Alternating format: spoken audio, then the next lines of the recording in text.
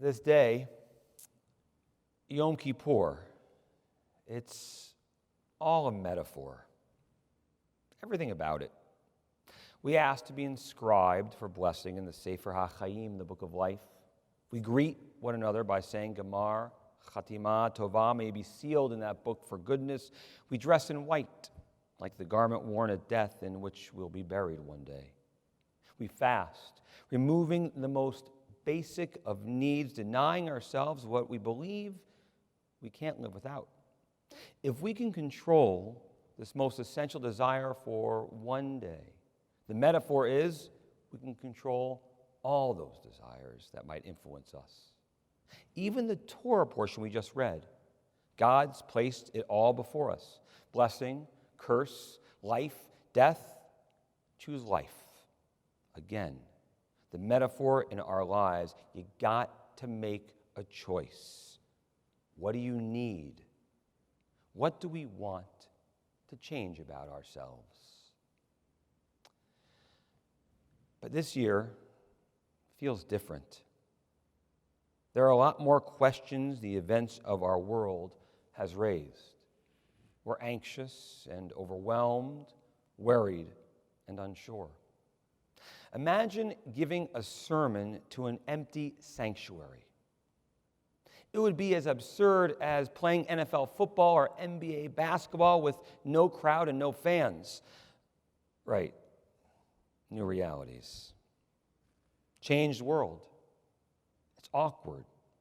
Feels hollow. Everything looks different. Actually, it seems we all look different after these past 6 months. Reminds me of a story. Maury was an observant Jew. Went to shul every Shabbos. He loved his faith. He loved his people.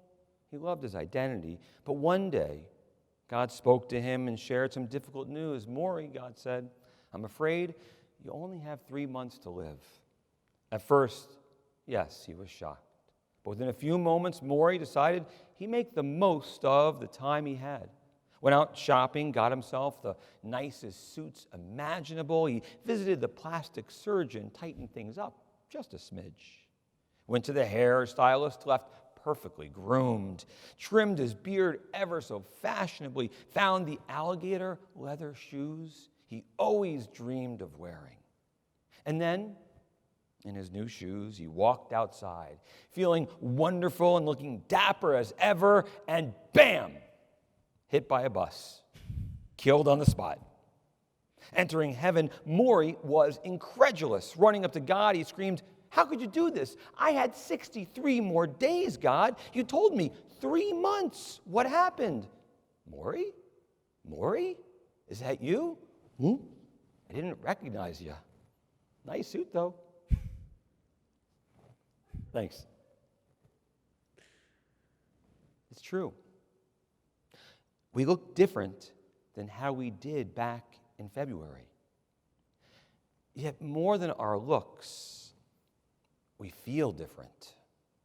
We're not the same anymore. The world has changed us. Didn't necessarily have a choice in that. But Yom Kippur is saying, now we do have a choice. And it's all about how we can look at things differently. To choose what is really most important to us. That is the real metaphor. The needs over the wants. And to be crystal clear about the difference between the two. Because the wants, it's the stuff, the things for show. It's what we fall back on and convince ourselves that we have to have. But being forced to slow down, maybe it's helped us gain some perspective. The virus has sharpened our vision on what joy is, what love really is. What are the wants? People getting married and planning a 200-guest wedding. What was orchestrated a year ago to be elegant and inviting, suddenly it's not possible. April, May, June, July, all held in the balance. But then folks got impatient. And the reality of all those wants, the perfect venue, the 16-piece band, the dozen passed hors d'oeuvres, the number of tiers on a cake. None of it seemed important anymore. Suddenly, the reality recognized was less is more. Simple. Scaled down, 10, 20, 30 family members, friends, just in the backyard. Beautiful. Because we've learned, we understand what matters are the people around us. Needs over wants. Strangely, it's even occurred with funerals. Difficult, yes, mourning in the midst of a pandemic. No doubt, it exacerbates the pain of loss. And these days, funerals are forced to be intimate with family and just the closest of friends. At first, the rule set by our community was only 10 people could attend, just a minyan. But in time, we learned it was possible to socially distance outside. So, with the guidance of Rabbi Daniel Schwartz, the president of the Michigan Board of Rabbis, the number grew. 20 seemed too small, 50 too large, so a compromise was made, double chai. 36 could attend.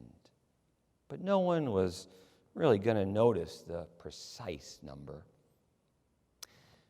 And then in the midst of a funeral service, I looked up from my prayer book and noticed exactly 36 people. There's a legend, a teaching about the need for this world to have 36 purely just and righteous people. They're called Lamed Vavniks. Strange name, I know, Lamed Vavniks. It merely represents the Hebrew number 36.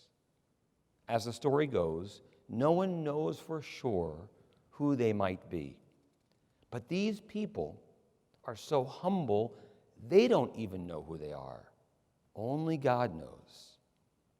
However, maybe there are times we've sensed it in someone. We've noticed. The people who felt their love know it.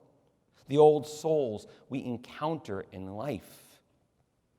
The kindest, most sincere, generous, thoughtful, loving individuals, they are our saints. And according to this teaching, they are needed to hold up the world.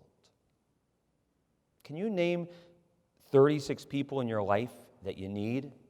Your saints, those truly good neshamas in our world? Who are the 36 you want to be there for you? Make the list. Now think about your responsibility in this equation. What can you do for them?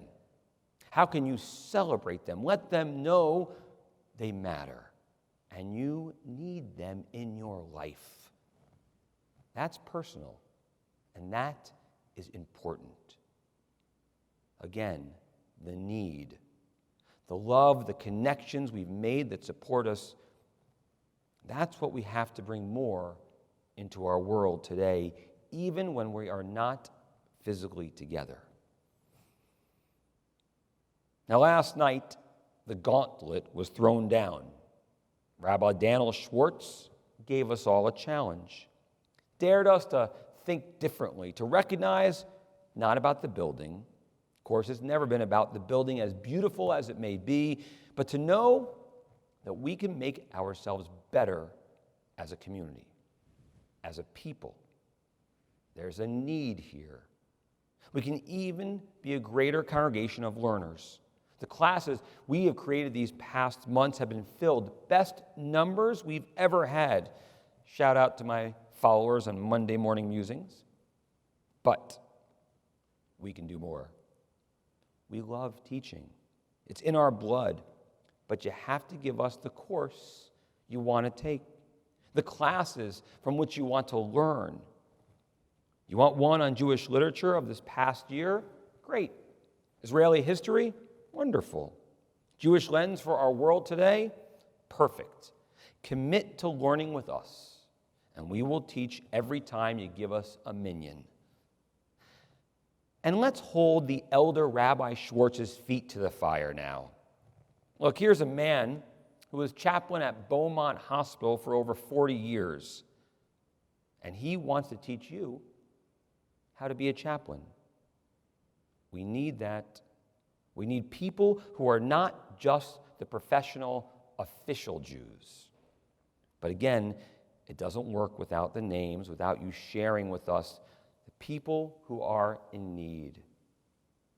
Everyone knows someone who's been affected by the pandemic, whether they are sick, at a loss, or out of work, having trouble making ends meet.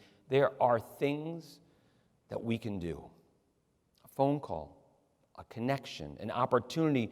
We want to be in the business, and here's the link, of making lamed vavniks, of helping one another help one another. Our faith demands that people need people, connected in that circle of 36 for each other. This day, Yom Kippur, it is all a metaphor, telling us, get off our tuchuses and make choices. Recognize what we really need every day. And here's what I've come to realize. It's all about the love we can share, the connections we make, and the community that we create. In other words, what we really need is for us each to be a mensch. Amen. Amen. Amen. We have come from near and far to raise our voice in song. And the more we join in the refrain, the more we feel strong. Chazak, Chazak, Veni Chazek. There is a power in this place and time. It shapes the rest of our lives. For when we return each year, we find a truth we can't deny. Be strong and let us strengthen one another. Be strong and let us celebrate our lives. Be strong and let us strengthen one another.